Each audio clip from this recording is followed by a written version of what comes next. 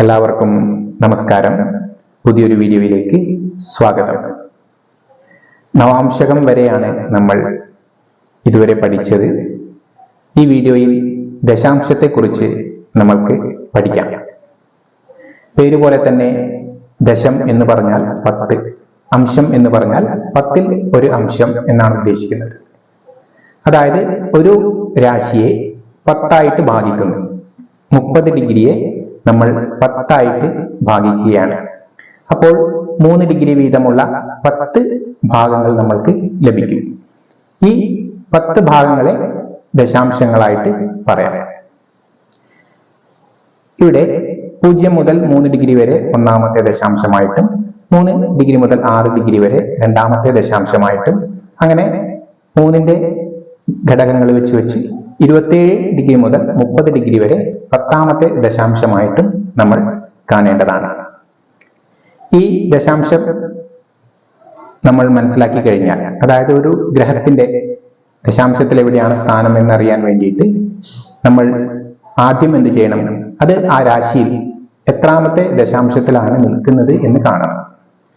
ഉദാഹരണത്തിന് ഒരു ഗ്രഹം 16 ഡിഗ്രിയിലാണ് നിൽക്കുന്നത് എന്നുണ്ടെങ്കിൽ അത് 6ാമത്തെ ദശാംശത്തിലാണ് എന്ന് മനസ്സിലാക്കുക. ഒരു ഗ്രഹം 28ാമത്തെ ഡിഗ്രിയിലാണ് നിൽക്കുന്നത് എന്നുണ്ടെങ്കിൽ അത് 10ാമത്തെ ദശാംശത്തിലാണ് എന്ന് മനസ്സിലാക്കുക. അതായത് എത്രാമത്തെ ദശാംശത്തിൽ എന്ന് നമ്മൾ ആദ്യം മനസ്സിലാക്കിയിരിക്കണം. ഇനി 10 ഡിഗ്രി ആണെങ്കിൽ അത് 4ാമത്തെ ദശാംശത്തിലായിരിക്കും. നിങ്ങൾക്കത് മനസ്സിലായിട്ടുണ്ടാകുമെന്ന് കരുതുന്നു. ഇനി എത്രാമത്തെ ദശാംശത്തിലാണ് മനസ്സിലാക്കുക എന്നുള്ളതാണ് ആദ്യം. ഇനി ഓജരാശിക്ക് ആ രാശി മുതലും യുഗ്മരാശിക്ക് ആ രാശിയുടെ 9ാമത്തെ രാശി മുതലും ക്രമമായി ക്ലോക്ക് വൈസിൽ എണ്ണിയിട്ടാണ് ദശാംശത്തെ മാർക്ക് ചെയ്യേണ്ടത്. അതായത് നമ്മൾ ഉദാഹരണത്തിന് ഓജരാശി എന്ന് പറയുമ്പോൾ മുമ്പേ വീഡിയോ ചെയ്തതിൽ നിന്ന് നിങ്ങൾക്ക് മനസ്സിലായിട്ടുണ്ടാകും. മേടം, മിഥുനം, ചിങ്ങം, തുലാം, ധനു, കുംഭം എന്നീ 6 രാശികളാണ് ഓജരാശികൾ. ഈ രാശികളല്ലാത്ത എല്ലാ രാശികളും യുഗ്മരാശികളാണ് എന്ന് പറയാം. ഇനി ഓജരാശിയിൽ ഒരു ഗ്രഹം, ഉദാഹരണത്തിന് മേടൻ രാശി എടുത്തു കഴിഞ്ഞാൽ മേടൻ രാശിയിൽ 17ാമത്തെ ഡിഗ്രിയിൽ ഒരു ഗ്രഹം നിൽക്കുന്നു എന്ന് കരുതുക. ഇതിൽ ദശാംശം എങ്ങനെയാണ് മാർക്ക് ചെയ്യുക എന്ന് നമ്മൾക്ക് നോക്കാം. മേടൻ രാശിയിൽ 17 ഡിഗ്രി എന്ന് പറയുമ്പോൾ എത്രാമത്തെ ദശാംശമായിരിക്കും? 15 ഡിഗ്രി കഴിയുമ്പോഴേക്കും 5 ദശാംശം കഴിഞ്ഞു. 15 മുതൽ 18 ഡിഗ്രി വരെ 6ാമത്തെ ദശാംശമാണ് എന്ന് നമുക്ക് മനസ്സിലായി. അപ്പോൾ മേടൻ രാശി ഒരു ഓജരാശിയാണ് എന്നറിയാം. അപ്പോൾ ഓജരാശിയായിട്ടുള്ള മേടൻ രാശി തൊട്ട് എണ്ണണം. 6ാമത്തെ രാശി അത് കന്നി രാശിയായിരിക്കും വരിക. മേടം, ഇടവം, മിഥുനം, കർക്കിടകം, ചിങ്ങം, കന്നി 6ാമത്തെ രാശിയായിട്ട് വരും. അപ്പോൾ ദശാംശ ചക്രത്തിൽ അതിനെ കന്നിയിൽ അടയാളപ്പെടുത്തേണ്ടതായിട്ടുണ്ട്. ഇനി ഏതെങ്കിലും ഒരു ഗ്രഹം യുഗ്മരാശിയിൽ, ഉദാഹരണത്തിന് കർക്കിടകൻ രാശിയിൽ 22 ഡിഗ്രിയിൽ നിൽക്കുന്നു എന്ന് കരുതുക. കർക്കിടക രാശിയിൽ 22 ഡിഗ്രിയിൽ നിൽക്കുന്നു എന്ന് കാണുമ്പോൾ ആദ്യം നമ്മൾ മനസ്സിലാക്കേണ്ടത് അത് എത്രാമത്തെ ദശാംശത്തിലാണ് എന്നുള്ളതാണ്.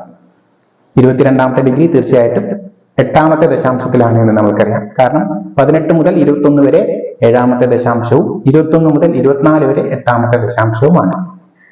ഇനി കർക്കിടക രാശി ഒരു യുഗ്മരാശിയാണ് എന്നറിയാം. അപ്പോൾ എവിടെ നിന്ന് സ്റ്റാർട്ട് ചെയ്യണം?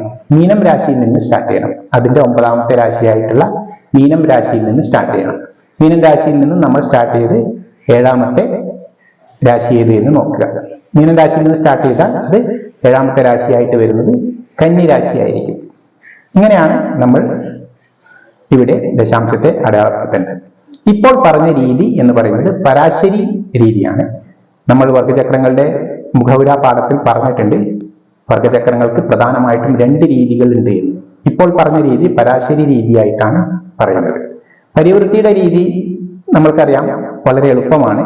അതായത് ഒരു രാശിയിലെ ദശാംശം കഴിഞ്ഞ് എവിടെയാണോ കഴിയുന്നത് അതിന്റെ തൊട്ടടുത്ത രാശി മുതൽ അടുത്ത രാശിയിലെ ദശാംശം സ്റ്റാർട്ട് ചെയ്യുക എന്നുള്ള രീതിയാണ് ഫോളോ ചെയ്ത് വരുന്നത്. അത് പരിവൃത്തിയിൽ എല്ലാ വർഗങ്ങളും അങ്ങനെ തന്നെയാണ്. തൊട്ടു മുമ്പത്തെ രാശിയിൽ എവിടെയാണോ അവസാനിച്ചത് അവിടെ നിന്നും അടുത്ത രാശിയിൽ ആരംഭിച്ചു തുടങ്ങും.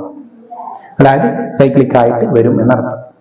ഇവിടെ നമ്മൾ അങ്ങനെ നോക്കുകയാണെങ്കിൽ ദശാംശം അഗ്നിരാശിക്ക് എല്ലായ്പ്പോഴും ആ രാശി തൊട്ടിട്ട് സ്റ്റാർട്ട് ചെയ്യണം. മേടം, ചിങ്ങം, ധനു ഈ 3 രാശികളിലും ദശാംശം ആ രാശി തൊട്ടിട്ടാണ് സ്റ്റാർട്ട് ചെയ്യേണ്ടത്. അഗ്നിരാശി കഴിഞ്ഞാൽ പൃഥ്വിരാശി, അതായത് ഇടവം, കന്നി, മകരം എന്നീ 3 രാശികൾ അവയുടെ 10ാമത്തെ ഭാവം തൊട്ട് സ്റ്റാർട്ട് ചെയ്യണം. ഇതിന്റെ ലോജിക്ക് നിങ്ങൾക്ക് മനസ്സിലായിട്ടുണ്ടാകും.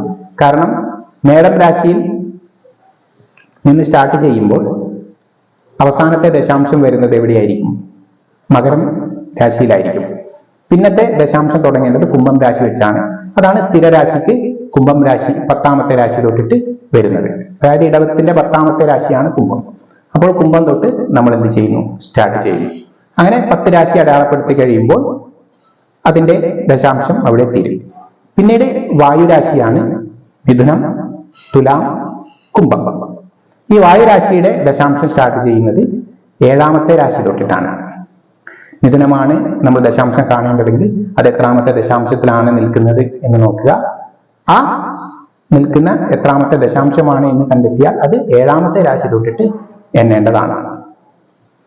ഇനി അവസാനമായിട്ട് ജലരാശിയാണ്. ജലരാശിക്ക് ആ രാശിയുടെ 4ാമത്തെ രാശി തൊട്ടിട്ടാണ് ദശാംശം കണക്കാക്കേണ്ടത്. ഈ പറഞ്ഞത് പരിവൃത്തി രീതിയാണ്. അങ്ങനെ 2 രീതിയിൽ നമ്മൾക്ക് ദശാംശം കണക്കാക്കാം. ദശാംശത്തിന്റെ ഫലഭാഗത്തിലുള്ള ഉപയോഗം അത് വളരെ ഡീപ്പായിട്ട് പഠിക്കേണ്ട ഒരു ഭാഗമാണ്. അത് എങ്ങനെ കണ്ടെത്തേണ്ടത് എന്ന് മാത്രമാണ് ഞാൻ ഈ വീഡിയോയിൽ പറഞ്ഞത്. നിങ്ങൾക്ക് എല്ലാവർക്കും മനസ്സിലായിട്ടുണ്ടാകുമെന്ന് കരുതുന്നു. സംശയങ്ങളുണ്ടെങ്കിൽ കമന്റുകളായിട്ട് ചോദിക്കാവുന്നതാണ്. വേണമെങ്കിൽ നമ്മൾക്ക് ഒരു ഉദാഹരണം കൂടി വെച്ചുകൊണ്ട് ഇവിടെ വിവരിക്കാം. ഉദാഹരണമായിട്ട് നമ്മൾക്ക് ഒരു ജാതകം നോക്കാം. ഇവിടെ കൊടുത്തിരിക്കുന്ന ജാതകത്തിലെ ഗ്രഹനിലയും സ്ഫുടവും അവിടെ കൊടുത്തിരിക്കുന്നുണ്ട്. ആ സ്ഫുടം നോക്കിയിട്ട് നമ്മൾ ആദ്യം തീരുമാനിക്കേണ്ടത് അത് എത്രാമത്തെ ദശാംശത്തിൽ വരുന്നു എന്നുള്ളതാണ്. നമുക്ക് ആദ്യം ലഗ്നം തന്നെ നോക്കാം. ലഗ്നം ഇവിടെ വരുന്നത് വൃശ്ചികം രാശിയിൽ 3 ഡിഗ്രി 1 മിനിറ്റ് ആണ്. തീർച്ചയായിട്ടും 3 ഡിഗ്രി കഴിഞ്ഞതുകൊണ്ട് അത് 2ാമത്തെ ദശാംശത്തിലായിരിക്കുമെന്ന് കാണാം. തീർച്ചയായിട്ടും പരാശരി രീതിയിലാണ് എങ്കിൽ നമ്മൾ എന്ത് വേണം? അത് യുഗ്മരാശിയാണ്. യുഗ്മരാശിക്ക് അതിന്റെ എത്രാമത്തെ രാശി തൊട്ട് തുടങ്ങണം? 9ാമത്തെ രാശി തൊട്ട് തുടങ്ങണം. അപ്പോൾ 1ാമത്തെ ദശാംശത്തിലല്ല 2ാമത്തെ ദശാംശത്തിലാണ് നിൽക്കുന്നത് എന്ന് കണ്ടു. അപ്പോൾ 9ാമത്തെ രാശിയായിട്ട് കർക്കിടകം കഴിഞ്ഞു. ചിങ്ങത്തിലാണ് നമ്മളിവിടെ ലഗ്നം അടയാളപ്പെടുത്തേണ്ടത്. ഇനി അത് പരിവൃത്തി രീതിയിലാണെങ്കിലോ? പരിവൃത്തി രീതിയിലാണ് എങ്കിൽ ജലരാശിക്ക് അതിന്റെ 10ാമത്തെ രാശി തൊട്ടിട്ടാണ് സ്റ്റാർട്ട് ചെയ്യേണ്ടത്. ക്ഷമിക്കണം, 4ാമത്തെ രാശി തൊട്ടിട്ടാണ് സ്റ്റാർട്ട് ചെയ്യേണ്ടത് എന്ന് പഠിച്ചിട്ടുണ്ട്. അപ്പോൾ 4ാമത്തെ രാശിയായിട്ട് വരുന്നത് ഇവിടെ കുംഭം രാശിയാണ്. അപ്പൊ കുംഭം രാശിയുടെ 1ാമത്തെ ദശാംശം അവിടെ കുംഭം രാശിയിൽ വരും. 2ാമത്തെ ദശാംശം ഇവിടെ വരുന്നത് മീനം രാശിയിലായിരിക്കും. അപ്പോൾ ലഗ്നം പരാശരി ഉപയോഗിച്ചിട്ടാണെങ്കിൽ അത് ചിങ്ങത്തിലും പരിവൃത്തിയിലാണെങ്കിൽ അത് മീനത്തിലും വരും. ഇനി നമ്മൾക്ക് ഇതേ ഗ്രഹസ്ഥിതിയിൽ തന്നെ ചന്ദ്രന്റെ ഒന്ന് നോക്കാം. ചന്ദ്രൻ ഇവിടെ 16 ഡിഗ്രി 41 മിനിറ്റിലാണ് മിഥുനം രാശിയിലാണ് സ്ഥിതി ചെയ്യുന്നത് എന്ന് കണ്ടു. നമ്മൾക്കിത് പരാശരി നോക്കുകയാണെങ്കിൽ എവിടെ വരും? പരാശരിയിൽ നമ്മൾക്കറിയാം അത് ഓജരാശിയാണ്. ഓജരാശിയിൽ നമ്മൾ എന്ത് ചെയ്യണം? അതേ രാശി തൊട്ടിട്ടാണ് എണ്ണേണ്ടത്. ഇത് എത്രാമത്തെ ദശാംശത്തിലാണെന്ന് നമുക്ക് എളുപ്പത്തിൽ കണ്ടെത്താം. 15 ഡിഗ്രി വരെ 5 ദശാംശം കഴിഞ്ഞു. 15നും 18നും ഇടയ്ക്ക് 6ാമത്തെ ദശാംശത്തിലാണ് സ്ഥിതി ചെയ്യുന്നത്. 6ാമത്തെ ദശാംശം എന്ന് പറയുമ്പോൾ ഓജരാശി ആയതിനാൽ ഓജരാശി തൊട്ടിട്ട് തന്നെ 6ാമത്തെ രാശി നമ്മൾക്ക് അടയാളപ്പെടുത്താം. അപ്പോൾ മിഥുനം, കർക്കിടകം, ചിങ്ങം, കന്നി, തുലാം, വൃശ്ചികം. 6ാമത്തെ രാശി വൃശ്ചികമാണ് വരുന്നത്. അപ്പോൾ ചന്ദ്രന്റെ സ്ഥിതി ദശാംശത്തിൽ പരാശരി രീതിയിലാണെങ്കിൽ അത് വൃശ്ചികത്തിൽ വരും. ഇനി പരിവൃത്തിയിലാണെങ്കിൽ നമ്മൾക്ക് എങ്ങനെ നോക്കാം? ഇത് വായുരാശിയാണ് എന്ന് നമുക്കറിയാം. വായുരാശി ആയതിനാൽ അതിന്റെ 7ാമത്തെ രാശി തൊട്ടിട്ട് തുടങ്ങണം. അഗ്നിരാശിക്ക് അതേ രാശിയും ഭൂമി രാശിക്ക് 10ാമത്തെ രാശിയും വായുരാശിക്ക് 7ാമത്തെ രാശിയുമാണ് എന്ന് പഠിച്ചു. അപ്പോൾ 6ാമത്തെ ദശാംശം 7ാമത്തെ രാശിയായിട്ട് ധനു തൊട്ട് തുടങ്ങണം. ധനുവിൽ നിന്നും 6ാമത്തെ രാശി നോക്കിയാൽ എവിടെ വരും? അത് ഇടവത്തിൽ വരും. അപ്പോൾ ഇവിടെ ചന്ദ്രൻ പരിവൃത്തി രീതിയിലാണ് ദശാംശം നോക്കുന്നതെങ്കിൽ അത് ഇടവത്തിലായിട്ടായിരിക്കും വരിക. ഈ രീതിയിൽ നിങ്ങൾക്ക് എല്ലാ ഗ്രഹങ്ങളുടെയും ഒന്ന് പരിശോധിച്ച് നോക്കാവുന്നതാണ്. ഞാൻ എല്ലാത്തിന്റെയും ചെയ്യുന്നില്ല, എക്സാമ്പിൾ ആയിട്ട് 2 പറഞ്ഞു എന്നേ ഉള്ളൂ. ഇവിടെ 2 രീതിയിലുള്ള സ്ഫുടങ്ങളും 2 രീതിയിലുള്ള പരാശരി രീതിയും പരിവൃത്തി രീതിയിലുമുള്ള ദശാംശം കൊടുത്തിട്ടുണ്ട്. നിങ്ങൾക്ക് അത് ചെക്ക് ചെയ്ത് നോക്കാവുന്നതാണ്. തനിയെ പഠിച്ചുകൊണ്ട് ചെക്ക് ചെയ്ത് നോക്കാവുന്നതാണ്. കൂടുതൽ എന്തെങ്കിലും സംശയങ്ങൾ ഉണ്ടെങ്കിൽ നിങ്ങൾക്ക് കമന്റ് വഴി ചോദിക്കാം. എൻ്റെ കഴിവിനനുസരിച്ചിട്ട് ഞാൻ അതിന് മറുപടി നൽകുന്നതായിരിക്കും. ഏവർക്കും നന്ദി, നമസ്കാരം. പുതിയ ഒരു വീഡിയോയുമായിട്ട് നമ്മൾക്ക് അടുത്ത ദിവസം കാണാം.